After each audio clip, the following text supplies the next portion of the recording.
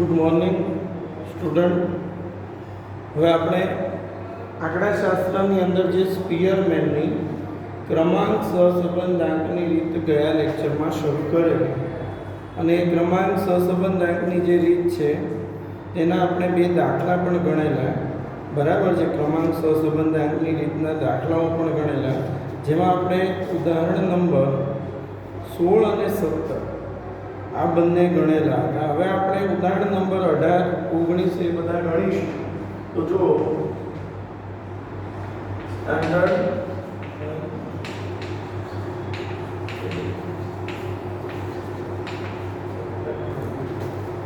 તો example number 18.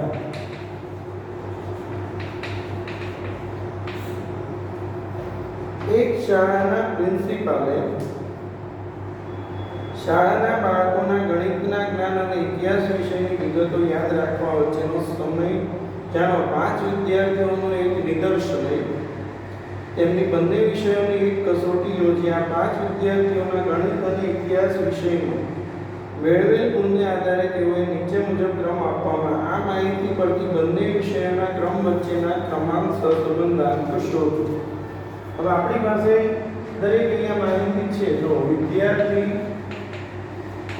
એના જે છે A, B, C, D અને ગણિતમાં ક્રમ. તો આ જે ગણિતમાં ક્રમ છે એને આપણે શું કહીશું? RX. અને ઇતિહાસમાં ક્રમ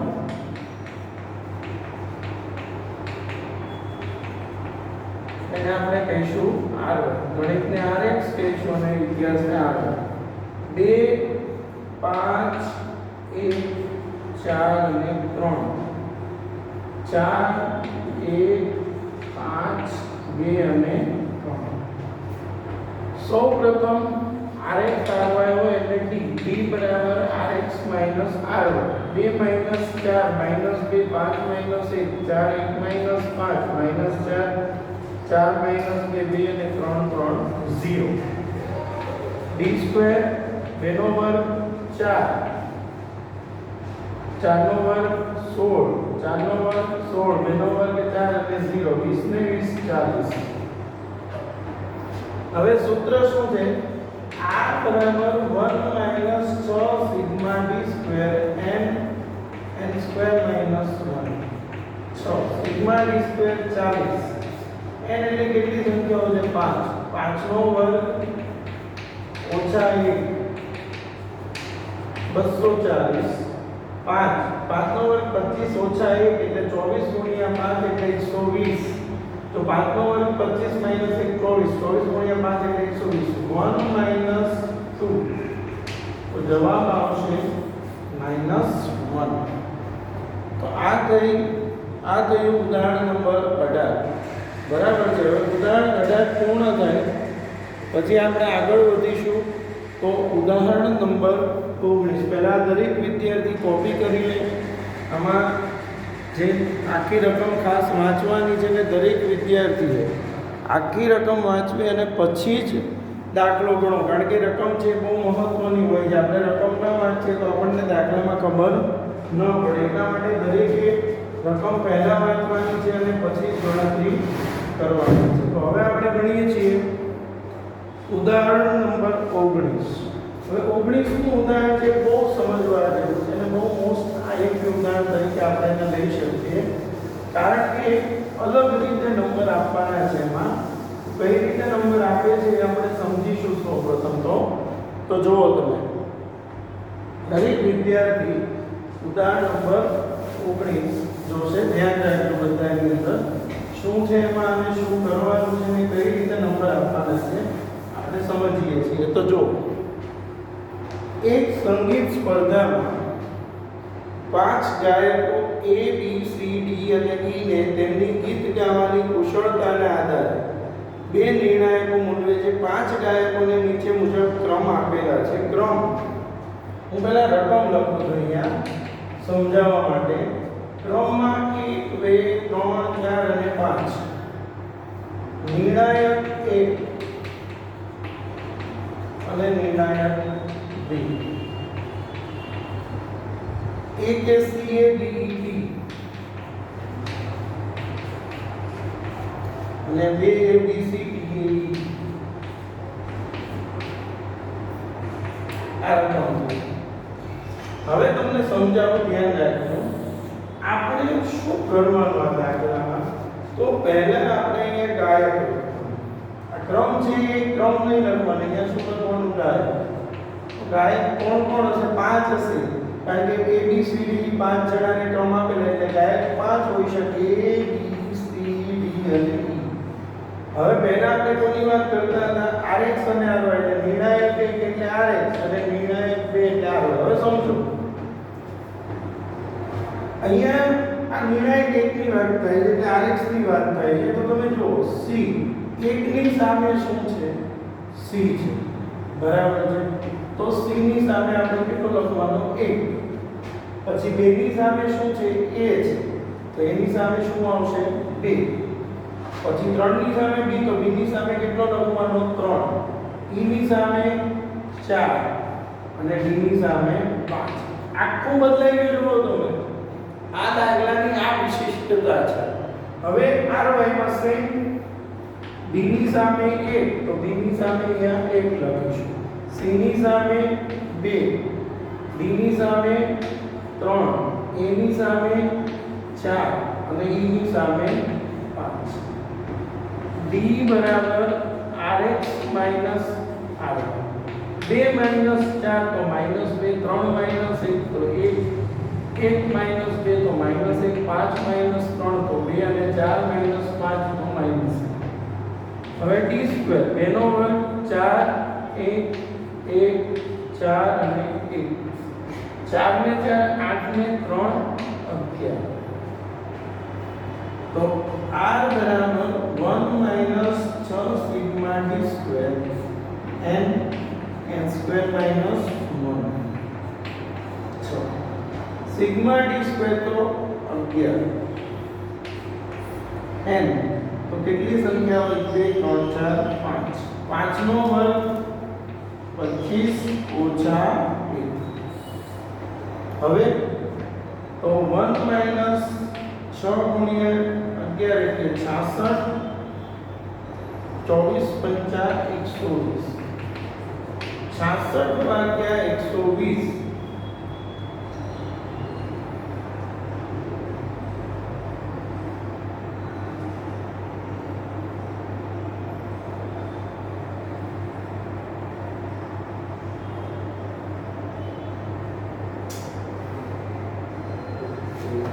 સોરી, એક નાનકડી મિસ્ટેક થઈ ગઈ છે. જો અહીંયા 3 માઈનસ 1 એટલે અહીંયા કેટલા આવશે? 2 એટલે 2 નો વર્ગ અહીંયા કેટલો આવશે? 4. તો અહીંયા આવશે 14. એક આ ભૂલ થઈ ગઈ હતી. દરેક વિદ્યાર્થીએ એક સુધારી લેવું, બરાબર છે. ઉતાવળમાં થોડું લખવામાં ભૂલ થઈ ગઈ. તો હવે અહીંયા શું આવશે?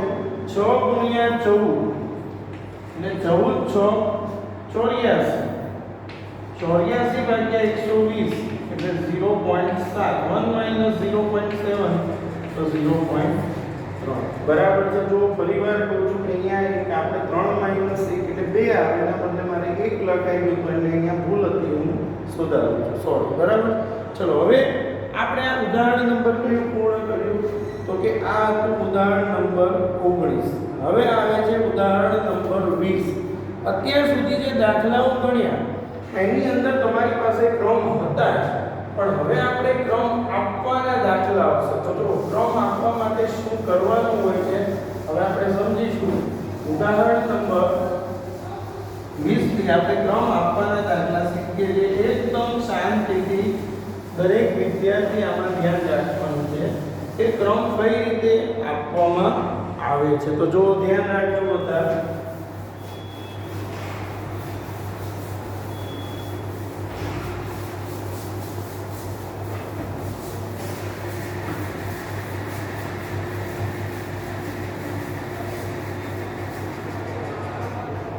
તો જો એક્ઝામ્પલ નંબર 20.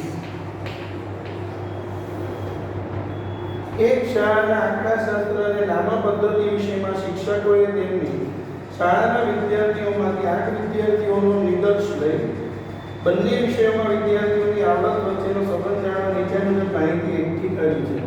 હવે વિદ્યાર્થીનો રોલ નંબર છે 1 2 3 4 5 6 7 અને 8. આંકડાશાસ્ત્રમાં ગુણ, સ્ટેટમાં ગુણ છે એને કહીએ x અને અકાઉન્ટ્સમાં ગુણ જેને કહીએ y. સ્ટેટમાં 78 36 98 25 75 82 90 અને 62. y ની અંદર 84 51 91 60 68 62 86 અને 55. સૌપ્રથમ આપણે નંબર આપવાના. હવે ક્રમ કઈ રીતે આપવાના યાદ રાખો. જે સંખ્યા સૌથી મોટી હોય એને પહેલો, એનાથી નાની હોય એને બીજો ક્રમ. જો પ્રમાણસર સંબંધાંકની રીતમાં આપણે પહેલા જે દાખલા ગણ્યામાં શું હતું, ડાયરેક્ટ હતા, જેમાં તમારે ક્રમ આપેલા હતા. પણ હવે જ્યારે ક્રમ આપવાના હોય તો આપણે કઈ રીતે ક્રમ આપવાના? સૌથી મોટી સંખ્યાથી સ્ટાર્ટ કરવાનું. સૌથી મોટી સંખ્યાને પહેલો નંબર આપવાનો. તો જુઓ તમે x ની અંદર એટલે rx અને y ની અંદર એટલે r. x માં સૌથી મોટું કોણ છે? તો કે 98. 98 ને એક નંબર. કોઈ એકદમ શાંતિથી જોવાનું. તો કે 98 પછી કોણ છે? તો કે 90. 90 પછી મોટું કોણ છે? 82. તો 82 ને 3. 82 પછી કોણ આવશે? 78. તો 4. 78 પછી 75. તો 5. 75 પછી 62 25 કે 36 તો 62 એને 6. પછી 36 તો 7 અને 25 તો 8. y ની અંદર સૌથી મોટું શું છે? તો કે 91 અને 1. 51 પછી મોટું શું છે? 86. તો 86 ને 2. પછી 84 તો 3. 84 પછી 55 62 60 51 બરાબર 55 પછી 62 68 ને કેટલો નંબર આવશે? 4. 68 પછી શું છે? 62 60 51 કે 55 તો 62 એને 5. 62 પછી શું આવશે? 60 ને 6. 55 તો 7 અને 51 તો 8. બહુ ધ્યાન રાખવાનું નંબર આપવામાં. સેજ પણ મિસ્ટેક થાય તો આખો દાખલો ખોટો પડે. તો હવે d બરાબર rx minus r. 4 minus 3 1 7 minus 8 minus 1 minus 1 0 8 minus 6 2 5 minus 4 1 3 minus 5 minus 2 2 minus 2 0 6 minus 7 minus 1 1 2 2 1 0. તો કોઈ ભૂલ નથી. આ ખાસ ચેક કરો. હમણાં નતો કર્યો તો ભૂલ રહી ગઈ.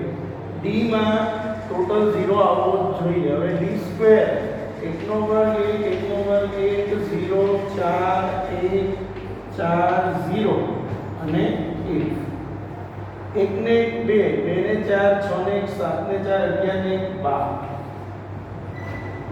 r બરાબર 1 minus 6 sigma d square n n square minus 1. So sigma d square નું ટોટલ 12. n એટલે 8 સંખ્યા છે. 8 નો વર્ગ 64 ઓછા 1. 72 ભાગ્યા 64 ભાગ્યા 1 તો 63 કેટલા? 504. તો 72 ભાગ્યા કેટલા કરીશું? 504. તો જવાબ આવશે 0.14. તો જવાબ ફાઇનલ આવશે 0.86. આ થયું ઉદાહરણ નંબર 20, જેમાં આપણે શું આપ્યા? ક્રમ આપ્યા. એટલે યાદ રાખો, ક્રમ આપવાના હોય તો આપણે શું ધ્યાન રાખવાનું? મોટી સંખ્યાથી નાની સંખ્યા તરફ આપણે ક્રમ આપવા પડે. હવે આપણે એક સ્વાધ્યાયનો પણ આવો એક દાખલો ગણી લઈએ છીએ તો જો બધા 2.3 માં આપણે બે દાખલા ગણીએ છીએ, બીજો અને ત્રીજો. તો ચલો પહેલા 2.3 માં દાખલા નંબર 2.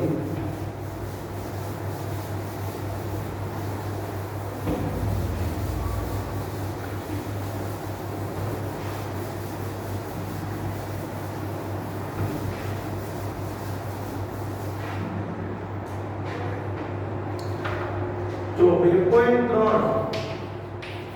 માં બીજો દાખલો, સ્વચ્છતા અભિયાન માટે ક્રમ, એટલે સ્વચ્છતા માટેનો ક્રમ છે એને આપણે RX કહીશું. બેટી બચાવો માટેનો ક્રમ છે જેને કહીશું RY. બરાબર છે.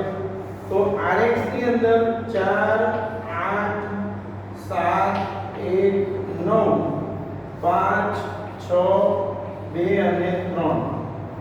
6 8 5 1 9 7 3 4 અને 2. RX RY છે સૌ પ્રથમ D, તો D બરાબર RX minus RY. 4 minus 6 minus 2 8 minus 8 0 7 minus 5 2 1 minus 1 0 9 minus 9 0 minus 2 6 માંથી 3 જાય તો 3 2 minus 4 minus 2 3 minus 2 એટલે આમાંથી આ માઈનસ. હવે d સ્ક્વેર 2 નો વર્ગ 4 0 4 0 0 4 9 4 અને 1. ટોટલ કરીશું 4 ને 4 8. પહેલા તો અહીંયા જોઈ લઈએ કોઈ મિસ્ટેક છે કે ને 2 2 કટ 2 ને 2 4 3 ને 1 4. ઓકે ચલો બરાબર. 4 ને 4 8 ને 4 12 ને 9 4 25 ને 26. હવે r બરાબર 1 minus 6 sigma d square n square minus 1 1 minus 6 ગુણ્યા 26. n એટલે 9 સંખ્યાઓ છે. અહીંયા 9 નો વર્ગ ઓછા 1. 26 ગુણ્યા 6 156. 9 નો વર્ગ એટલે 81 minus 1 એટલે 80. 156 ભાગ્યા 720. હવે આપણે શું કરવાનું, 156 અને 720 જે બે સંખ્યાઓ છે એનો શું કરીશું, ભાગાકાર કરીશું. તો 156 ભાગ્યા આપણે 720 કરીશું તો એનો જે જવાબ છે, બરાબર છે, એનો જે જવાબ છે 0.22 આવશે. કેટલો આવશે? 0.22. તો 1 minus 0.22 તો 0.8. આ કયો સ્પીયરમેનની ક્રમાંક સહસંબંધ આંકની રીતનું 2.3 માં દાખલા નંબર 2.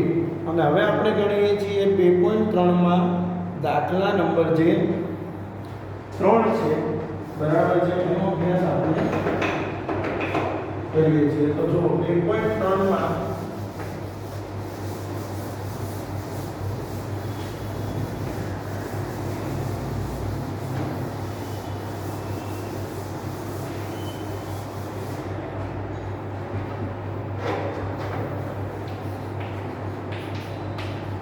ત્રીજો દાખલો, શહેર A B C D અને વસ્તી x કયો વસ્તી વધારાનો દર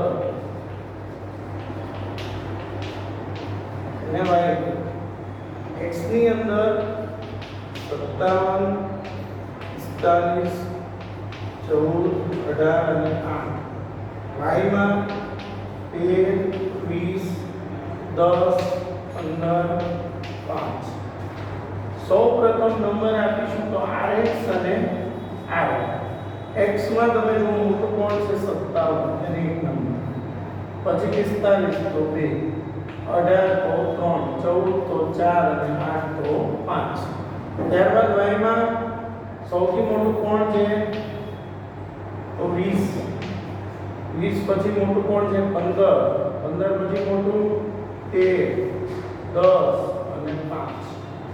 બરાબર. નંબર આપી દીધા પછી d rx minus ry. 1 minus 3 minus 2 2 minus 1 1, 4 minus 4 0, 3 minus 2 1 1 અને 5 માઈનસ 5 0 બરાબર છે. હવે d સ્ક્વેર તેનો વર્ગ 4 1 0 1 અને 0 4 ને 2 6. હવે સૂત્ર શું છે બેટા?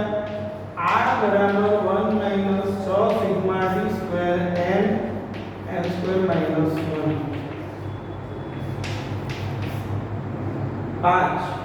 5 નો વર્ગ 25 ઓછા 1 એટલે 24. 1 માઈનસ 36 અપોન 120 0.7 બરાબર છે. હવે આવતા લેક્ચરમાં આપણે આગળ દાખલા ગણીશું. જો વિદ્યાર્થીઓ આ વિડિયો તમને પસંદ આવે તો શેર કરો, સબસ્ક્રાઇબ કરો અને લાઈક કરો. ખાસ મેં તમને એક દાખલામાં એક થોડી મિસ્ટેક થઈ હતી એ જોઈ લેજો. મેં તમને ખાસ કીધું કે ત્યાં એક માઈનસ 1 2 ની જગ્યાએ 1 લખાઈ ગયા હતા એટલે પણ પછી આપણે સુધારેલી છે. બરાબર છે. Thank you.